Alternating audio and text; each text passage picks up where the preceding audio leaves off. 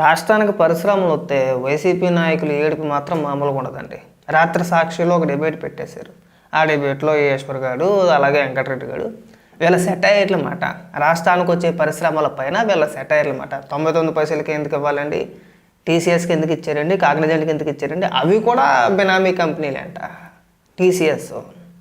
TCS Cognizant లాంటి కంపెనీలను కూడా వీళ్ళు బినామీ కంపెనీలు అని చెప్పేసి ఏ విధంగా ప్రచారం చేసి ఏం మాట్లాడుతున్నారో ఒకసారి వినిపిస్తా చూడండి.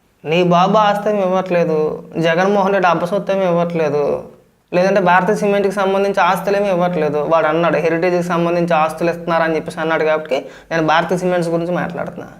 భారతీయ సిమెంట్కి సంబంధించిన ఆస్తులేమీ ఇవ్వట్లేదు కదా, మీ ఆస్తులు ఇవ్వట్లేదు కదా, ఎందుకు అన్నారు ఆయన? నారా లోకేష్ గారు ఆ మాట ఎందుకు అనాల్సి వచ్చింది?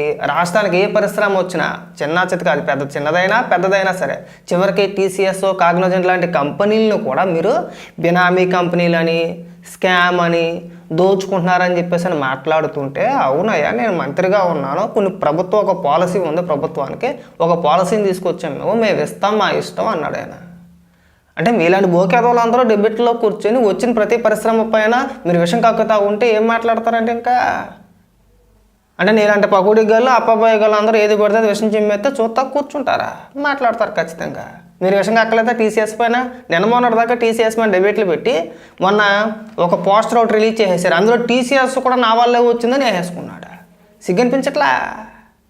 కడుపుకి అనవా తినేది గడ్డ మీరు అసలు. షర్మిలా చెప్పింది, షర్మిలా దగ్గరికి వెళ్ళు, షర్మిలా చెప్పిద్దాం మనం. ఎవరు ఎన్నుపోటు బాగా పొడుస్తారు? షర్మిలాకి పొడిచింది ఎన్నుపోటు కదా, బాబాయ్ గొర్రెలపోటు ఏంటి? చల్లి తెల్లి చెప్తారు పరమసొంట అని చెప్పేసి అని. సిగ్గనిపించట్లా? చంద్రబాబు నాయుడు గారి కుటుంబ సభ్యుల్లో ఎవరైనా సరే చంద్రబాబు నాయుడు గారిని ఎప్పటికొచ్చి మీడియా ముఖంగా కానీ లేదంటే ఇతర మాధ్యమాల ద్వారా కానీ ఎప్పుడైనా సరే ఎవరైనా విమర్శించడం చూసావా? చంద్రబాబు నాయుడు గారి కుటుంబ సభ్యులు ఎవరైనా కావచ్చు. మరి మా నాన్న చిన్నాన్న కూతురు వ్యతిరేకెత్తది, సొంత చెల్లి తల్లి కాదా? బహిరంగంగా ప్రెస్ మీట్లు పెట్టి చెప్తారు, నా దుర్మార్గుడు నన్ను నాశనం చేసేసాడు, తన రాజకీయం కోసం ఎంత నీచానికన్నా దిగజారిపోతాడని చెప్పేసి అని షర్మిల ప్రెస్ మీట్లు పెట్టి చెప్పుద్ది అన్న భాగవతం గురించి. అంతకుమించిన దిక్మలతనం ఏమైనా ఉంటుందా? అంతకుమించి లోపరతనం ఏమైనా ఉంటుందా? నన్ను అడిగితే బతక అవసరం లేదు తెలుసా. తల్లి చెల్లి చేత చీకొట్టించుకున్నాడు ఎవడో కూడా బతక అవసరం లేదు. ఎందులోనూ దూకి చచ్చిపోతే అయిపోయాయి. అంటే జగన్మోహన్ రెడ్డి అంటూ ఉంటాడు కదా, జగన్మోహన్ రెడ్డి ఊత పదం ఇది. మాట్లాడితే అందులో దూకి చచ్చిపోవాలి, ఇందులో దూకి చచ్చిపోవాలి అంటాడు కదా. సొంత తల్లి చేత చెల్లి చేత అనిపించుకున్నాడు ఎవడో కూడా బతక అవసరం లేదు. ఎందులోనూ దూకి చచ్చిపోతే బాగుంటుంది. ఇంకా గొడవల పోట్ల గురించి మేము మాట్లాడితే ఇంకా చాలా దూరం వెళ్ళిపోద్ది అబ్బాయి, బాగా గుర్తుపెట్టుకో. కోడికత్తి డ్రామా ఇంకా చాలా దూరం ఉన్నాయి ఇన్ని కూడా. కాబట్టి ఏంటంటే ఎదవ లాజిక్లు ఎదవ సెటైర్లు మానేసి పాలసీల ప్రకారంగా మాట్లాడితే పాలసీ ప్రకారంగా మాట్లాడుకోవచ్చు. అమ్మేయట్లేదుగా, లీజుగా ఇచ్చేది. మీరు తీసుకోలేదా? 42 ఎకరాలు తీసుకోలేదా? రాష్ట్రంలో 42 ఎకరాలు అన్ని జిల్లాల్లోని కూడా వైఎస్ఆర్సీపీ పార్టీ కార్యాలయాలు నిర్మించుకోవడానికి మీరు తీసుకోలేదా? మీ పార్టీ నాయకులకి భూములు కేటాయించుకోలేదా? ఎందుకు కేటాయించుకున్నారండి? ఏ రాష్ట్రంలోనైనా ఉందా? ఒకసారి మీరు యూట్యూబ్లో కానీ గూగుల్లో కానీ కొట్టండి ఒకసారి. ఏ రాష్ట్రంలో అయినా సరే, తెలంగాణ కావచ్చు, తమిళనాడు కావచ్చు, కర్ణాటక కావచ్చు, మహారాష్ట్ర కావచ్చు, దేశంలో ఇతర రాష్ట్రాల్లో ఎక్కడైనా సరే ఏ రాజకీయ నాయకులైనా సరే పరిశ్రమలకు వ్యతిరేకంగా డిబేట్లు పెట్టడం మీరు ఎప్పుడైనా చూసారా? మన రాష్ట్రంలోనే ఉంటుంది అది దరిద్రం, దిక్కుమల యాదవులు. రాష్ట్రానికి పరిశ్రమలు రాకూడదు, రాష్ట్రంలో ఉన్న యువతకి ఉపాధి దొరకకూడదు, వాళ్ళు ఎప్పుడు మన చెప్పు కింద బానిసల్లా బతకాలి. మా జగనన్న సంవత్సరానికి 10,000 రూపాయలు 15,000 రూపాయలు ఏదో పథకం పేరు చెప్పిచ్చేస్తాడు, ఆ 15,000 రూపాయలతో పండగ చేసుకోండి. మొన్న ఏకంగా ఒక డిబేట్లో ఏకంగా వీళ్ళు ఇచ్చిన 15,000 రూపాయల కంటే పెద్ద పెద్ద వ్యాపారాలు చేసేసారట. పెద్ద పెద్ద దుకాణాలు పెట్టేసి రాష్ట్ర వ్యాప్తంగా ఆదాయాన్ని పెంచేశారు. జీడీపీ పెరిగిపోయింది, తలసరి ఆదాయం పెరిగిపోయింది. ఏంటి సంవత్సరానికి 15,000 ఇస్తే తలసరి ఆదాయాలు జీడీపీలు డెవలప్మెంట్ జరిగిపోద్దా? నాకు ఫీజులు ఎగిరిపోయినాయి. నేను వీడియో చేద్దాం అనుకున్నాను, నాకే చేయాలనిపించలేదు. ఇంకా మాటలు మనం ఏమైనా కౌంటర్ ఇస్తాం సిరాగ్గానో 15,000 రూపాయలు ఇచ్చేస్తానట్ట పెద్ద పెద్ద వ్యాపారాలు చేసేసారని మాట్లాడుతున్నారు. ఇక నెల 20,000 25,000 సంపాదించుకునే వాడికి దిక్కు ముక్కు లేదు. నువ్వు సంవత్సరానికి 15,000 రూపాయలు ఇచ్చేస్తే పెద్ద పెద్ద బిల్డింగ్లు కట్టేశారని మాట్లాడుతున్నారు. ఎప్పుడూ కూడా ఉపాధి అనేది మన రాష్ట్రంలో ఉండేలా ఉండాలి. ఇవాళ మన రాష్ట్రంలో ఉన్న యువత మెజారిటీ 90% హైదరాబాద్లోనో, తమిళనాడులోనో, కర్ణాటకలోనో పొద్దులైతే మనం చూస్తూనే ఉంటాం, అక్కడే ఉంటారు, అక్కడికే పోతారు. సాయంత్రం ఏంటంటే ఇక్కడి నుంచి అక్కడ పోవడమే. ప్రతిరోజు వెళ్తూనే ఉంటారు, ఎవడో ఒకటి వెళ్తూనే ఉంటాడు, వస్తూనే ఉంటాడు. మన రాష్ట్రంలో చదువుకున్న యువతకి మన రాష్ట్రంలో ఉపాధి చేసుకునేలాగా ఉండాలి, దొరికేలా ఉండాలి. అది ఉండదు మనకి. ఇంక దశాబ్దాల కాలం బట్టి పక్క రాష్ట్రాలు పట్టుకొని తిరగడమే. పరిశ్రమలు ఏదైనా అవుతే దాని మీద ఏడుపు, దాని మీద సోషల్ మీడియాలో ట్రెండింగ్ చేస్తారు. ఆ కంపెనీని ట్యాగ్ చేసి ఈ కంపెనీ రావద్దని చెప్పేసి అని. చివరి ఆఖరికి ఐటీ దిగ్గజం టీసీఎస్ లాంటి పరిశ్రమల పైన కూడా వీళ్ళు బినామీ అని చెప్పేసి విషయం కక్కారంటే మరి వీళ్ళని బుర్ర ఉందనాలా లేదనాలి వీళ్ళకి? ఎక్కడైనా ఉందా? ఇప్పుడు తెలంగాణలో చూసుకున్న ఉదాహరణకి అక్కడ ఏదైనా ఒక పరిశ్రమ వస్తే అక్కడ ప్రతిపక్ష నేతలు అనుకోవచ్చు, మిగిలిన పార్టీల నాయకులు, ఇప్పుడు ఈ బీఆర్ఎస్ కావచ్చు, లేదంటే బీజేపీ కావచ్చు, ఇతర నాయకులు ఎవరైనా సరే ఆ పరిశ్రమను ఉద్దేశించి ఎప్పుడైనా మాట్లాడడం మీరు చూసారా? ఏ రాష్ట్రంలోనూ ఉండదండి. ఈ లోఫర్తనం మన దగ్గరే ఉంటుంది.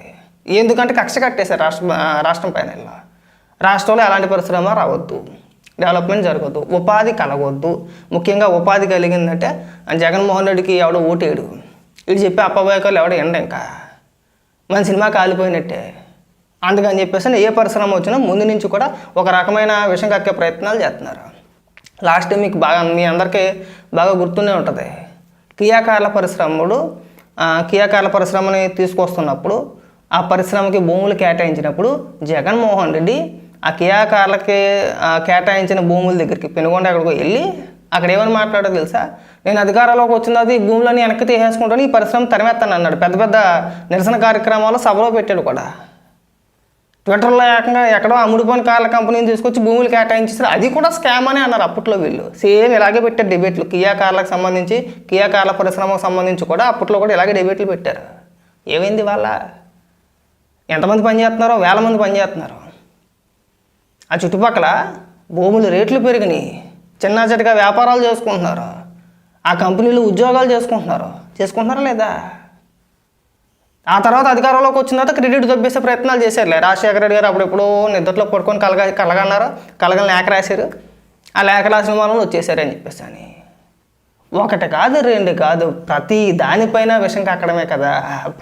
ప్రతీది విషం కక్కి ఎక్కేసి అది అమలు అయిన తర్వాత క్రెడిట్ దొబ్బేస్తానికి వస్తారు ఇక్కడ కాదా? ఏమి నిరూపించగలిగారు? అప్పట్లో అలాగే మాట్లాడారు కదా. 14 నుంచి 19 వరకు కూడా అలాగే మాట్లాడారు. ఏ పరిశ్రమ కన్నా భూములు కేటాయితే ఏడుపు. మరి ఇలా రాజకీయ నాయకులు లేదంటే ఇటు జర్నలిస్టులు ఎట్టగా అయిపోయారు అర్థం కావట్లేదండి. ఎక్కడా లేని లోపరాధులు అందరూ ఇక్కడే ఉంటారు. మన రాష్ట్రంలో ఉన్నారు. పరిశ్రమల గురించి ఆడడం కాదు, వీలైతే మన రాష్ట్రానికి వచ్చేలా చూడాలి. మీరు మా రాష్ట్రానికి రండి, పెట్టుబడి పెట్టండి, మా రాష్ట్రంలో ఉన్న నిరుద్యోగ యువతకు ఉపాధి కల్పించాలని మనం మాట్లాడాలి. కానీ ఏదైనా ఒక కంపెనీ రాగానే దాని మీద పోస్టర్లు వేసేయడం, ట్విట్టర్లో ఆ కంపెనీని ట్యాగ్ చేస్తూ, లేదంటే ఆ కంపెనీకి మెయిల్స్ పెట్టడం, మేము ఒత్తి నుండి తరివేస్తామని చెప్పేసి అని పెట్టుబడి పెడతాడా? మీరు ఈ విధమైన డిబేట్లు పెడతా ఉంటే ఎవడన్నా పెడతాడండి? ఉన్న వాటిని తరిమేసే ప్రయత్నాలు చేయము. అక్కడ మనకు చేతనైతే తీసుకొచ్చే ప్రయత్నాలు చేయాలి. మనం ఏం తీసుకొచ్చామంటే మనం ఏమి తీసుకురాలి. 19 నుంచి 24 వరకు జగన్మోహన్ రెడ్డి హయాంలో జగన్మోహన్ రెడ్డి ముఖ్యమంత్రిగా ఉండగా రాష్ట్రానికి ఎలాంటి పరిశ్రమలో తీసుకురాలా?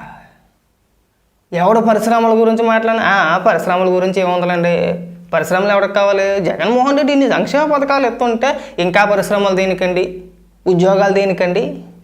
జొమాటో లేదా, స్విగ్గీ లేదా, డెలివరీ బాయ్లుగా చేసుకుంటలేదా అని చేత కొంతమంది మేధావుల చేత ఈ మాటలు కూడా మాట్లాడిపించారు. రాష్ట్రానికి ఎలాంటి పరిశ్రమలు అవసరం లేదని మాట్లాడారు. ఇవాళ మీరు వచ్చి పెద్ద పెద్ద ఉపన్యాసాలు చెప్తుంటే చాలా సిరాగ్గా ఉంది. ఇంక ఈ పరిశ్రమల మీద ఏడడం మానేస్తే బాగుంటుంది అబ్బాయి. మీరు ఇలాగే మాట్లాడితే జగన్మోహన్ రెడ్డికి నెక్స్ట్ టైం ఆ 11 కూడా మిగలవు. ఇదైతే పక్కా.